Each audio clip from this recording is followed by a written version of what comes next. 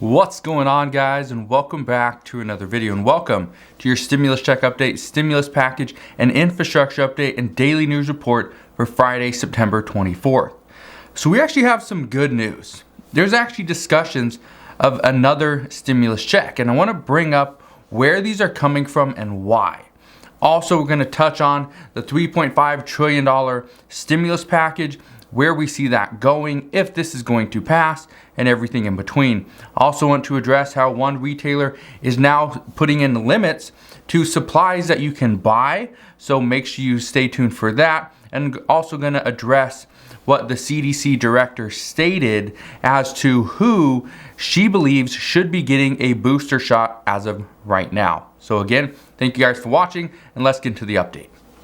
First, over the past few months, we have been hearing how lawmakers want to see certain people get additional assistance, more relief, another stimulus check. Well, the reason for this, according to experts, is because if lawmakers can introduce different pieces of legislation into the $3.5 trillion infrastructure bill, or whatever bill they're trying to push, this could actually persuade their voters to keep them in office. So the talks right now aren't just, let's provide an additional stimulus check because, well, the American people need it. That's not really the discussions at this point, because they say, according to multiple financial experts, that the American people didn't put all their money into savings. They didn't put all their money back into the economy. They put it into investments. They used the money to invest. Whether that was a good idea or not, we don't know. But that's where the money went. So here's where things are at right now. And Republicans do this, Democrats are doing this, but the things are starting to heat up very quickly at this point. Here's what we know. Democrats right now are doing everything in their power to try to bounce back from the issues that they've had recently. Now, according to one Senate aide, they are saying that discussions as of lately have been about providing more relief to certain groups that are more inclined to vote for them.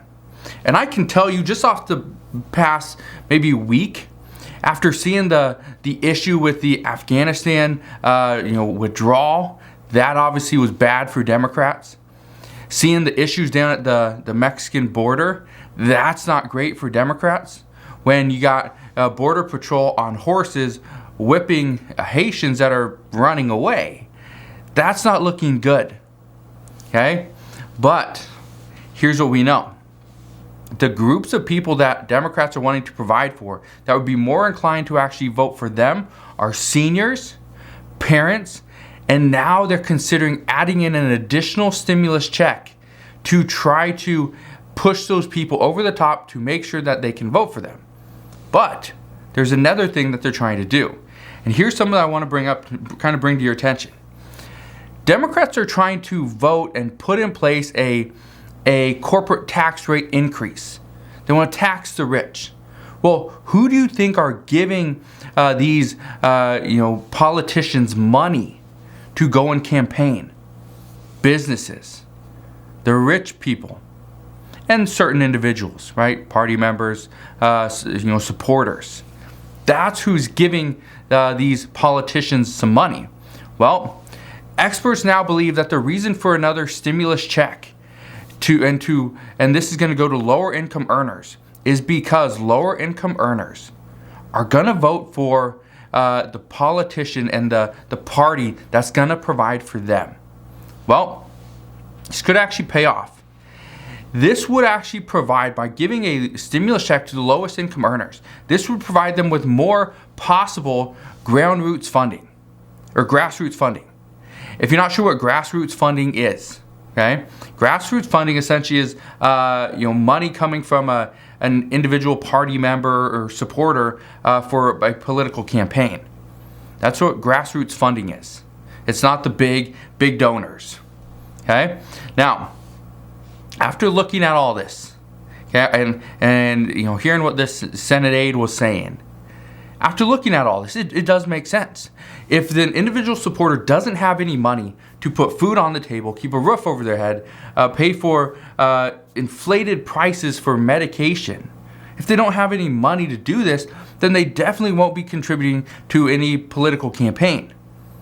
There's just no possible way because they don't have any funds to do that. Okay. So even though there could be provisions within the $3.5 trillion stimulus package that could be used to help keep Democrats in office, okay, and there's different things, right? The $1,000 debit card for seniors to help pay for vision, dental, and hearing. Well, that would be great. Lowering the cost of prescription medications. This will be, very beneficial to elderly and people that are using Medicaid prescription drugs at this time. But making sure daycare isn't so expensive, that's going to be very beneficial. A stimulus check would be great, but again, a stimulus check is just going to be a small portion. Affordable childcare is going to be huge. Affordable housing would be major, right? And all these other, assistance programs are going to be beneficial. But you package all them together compared to a stimulus check, the big picture, the big assistance is going to be all those different packages. The stimulus check is going to be that small thing. So yes, the stimulus check is still considered a very big deal. But according to experts, a stimulus check would actually pull more weight when it comes to getting a certain politician reelected. So, I've been saying this for a while. It's going to come down to, what do the votes look like? How are the votes playing out? Well, the reports this morning from Jeff Stein from the Washington Post, he is saying that I think there's 4 Republican senators that are planning on retiring. And one, Senator Chuck Grassley, he's currently 88 years old. He plans on actually going forward and running again. So we're going to see what happens there. But some of these senators are getting a little bit older. They're considering just retiring. So there could be a big shift in the Senate. So again, we need to understand, how are these votes going to play out? Because how these votes play out, that's going to play a major role in what we see in this bill and who gets the majority of the assistance or stimulus. But we have to see if the $3.5 trillion bill is even going to pass anytime soon as well. Because right now we don't know. What we do know is that there will be a vote on the government funding bill and the debt ceiling suspension. This is going to happen on Monday, according to all reports. Monday is also the day that the House of Representatives is supposed to vote, or by Monday, on that $1.2 trillion bipartisan bill. Nancy Pelosi has said, though, she will not put the $1.2 trillion bill on the floor of the House until the $3.5 trillion bill passes. And here's one of the reasons why. It would look bad if Democrats push to get a bipartisan bill, and then Democrats go and vote against this bill in the House and it gets rejected. It would look bad. And then on top of that, Nancy Pelosi has said that, and progressives have said, that they will not vote on the $3.5 trillion bill. Okay? Again, just to kind of put all this stuff into perspective, it's just leveraging who is going to get what at what time. Because Nancy Pelosi isn't going to put the $1.2 trillion bill on the floor until the $3.5 trillion bill passes. Progressives say they will not vote on the $1.2 trillion bill until the $3.5 trillion bill passes. If Democrats and moderates vote against the $3.5 trillion bill, okay, then the $1.2 trillion bill isn't going to happen. But at the same time, moderates are saying, do not put the $3.5 trillion bill on the floor of the House, or we will pretty much go and tank this bill as well. So right now, it's which bill is going to pass first? And then will the next bill actually happen or not? And here, just to give you an idea, Senator Joe Manchin is back in the news. He's the one that is pushing against the $3.5 trillion bill because he wants to see it closer to $1.5 trillion. Remember, President Biden initially proposed the framework of a $1.7 trillion bill, not 3.5. So that is the reason why many Democrats are on board with a $1.5 trillion bill, because that is closer to what President Biden promised and proposed. But here's what we know. Right now, multiple senior Democrats are saying that they're not even close on a deal yet on the $3.5 trillion stimulus package. They say it will be October before this bill even gets voted on. Not passed, voted on. So that's interesting right there, because again, this bill has to be voted on and passed in the House and in the Senate. The only thing that's passed right now is the budget resolution. That just gives them the opportunity to create this bill. That's it. So when people are saying that this bill already passed the House, it passed the House, but that was a budget resolution. This is a different bill. When it passed the Senate, again, that was a budget resolution, not the budget reconciliation. There's a big difference there. But here's what you need to understand, because just this week, okay, Senator Joe Manchin said he is serious about taking a strategic pause until 2022.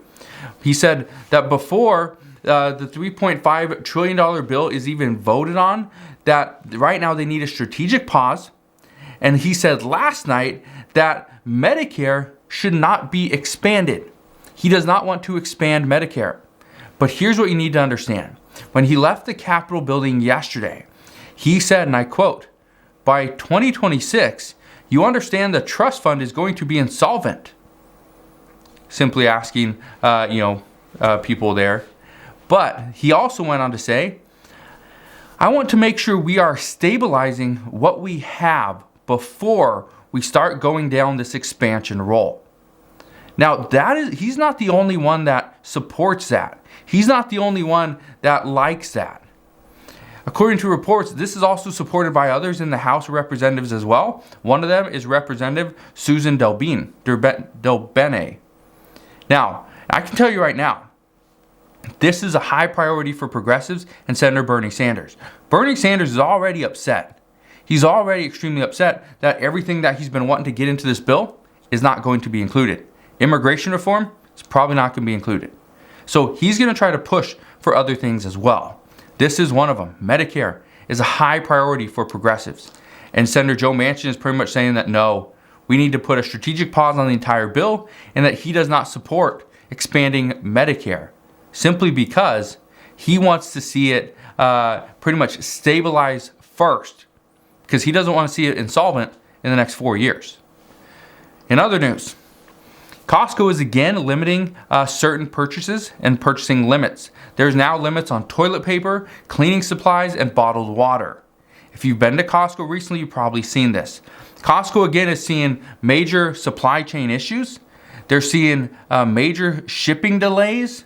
You've probably seen the ports down in California. They're behind quite a bit. There's a lot of ships just sitting off into the water. And right now there's a very, very big shortage of truck drivers. So if you need a job, you like driving a truck, or maybe you've ever considered that, that would be a great thing to do right now, because there is a shortage. There are certain companies that are paying way over what they should be just because they need more truck drivers. So now would be a great time to get in. Experts also say that there's a shortage of computer chips, which we've obviously seen over the past year, but this is raising prices not only on new and used cars, but it's raising prices on basically anything with an on-off switch. Anything with an on-off switch uses a computer chip. Now, and they say this is going to be a huge problem. It's already been a huge problem. The supply issues that we've been seeing on this, obviously that's insane, but it's going to create major issues in the future as well. We're not out of this. The CDC director also recommends COVID booster shots for younger at-risk workers. Now, you're probably wondering, well, what's a younger at-risk worker? Well, she specifically says this should be teachers and frontline medical workers, and she says they should be prioritized. But again, we will see what happens. Right now, there's a lot of discussions going on about the pandemic, the COVID booster shots, about stimulus, about the infrastructure package, about the debt ceiling, and this morning we got a lot of issues about Evergrande. So there's some stuff that's going to happen. I'll probably address Evergrande maybe later today or this weekend. That's a big topic. We're going to see what happens. A lot of news is coming out this morning, so as we get more information, I promise I will bring you the latest news and updates. Again, just want to thank you guys for watching. Have a wonderful rest of your day. Have an incredible Friday and incredible weekend as well. Hopefully you guys enjoyed today's video. If you did, go ahead, hit that like button, subscribe, and I'll see you guys on the next one.